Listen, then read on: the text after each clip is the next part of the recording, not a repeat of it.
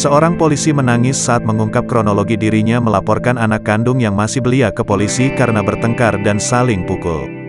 Polisi bernama Ibda Pitra Jaya Surya Putra melaporkan anak kandungnya, MFA, 16, setelah dilaporkan ke polisi oleh mantan istrinya atas kasus kekerasan dalam rumah tangga, KDRT.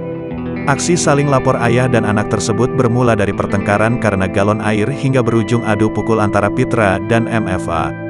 Ibda Pitra Jaya Surya Putra sempat menangis saat menceritakan kronologi peristiwa hingga membuatnya memutuskan untuk melaporkan anak laki-laki satu-satunya itu ke polisi. Kasus saling lapor ini kemudian mendapat perhatian khusus dari Polri hingga Kapolres Siantar AKBP Boy Sutan Binanga Siregar kemudian menggelar temu pers dan memanggil sejumlah wartawan.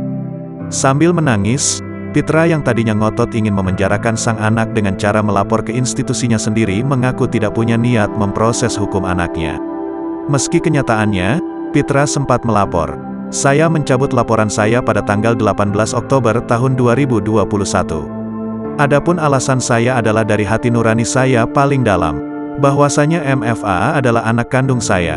Laki-laki satu-satunya, saya berharap dia sukses meraih cita-citanya, tangis Pitra. Pitra mengatakan dirinya siap menanggung segala risiko dari laporan mantan istrinya tersebut.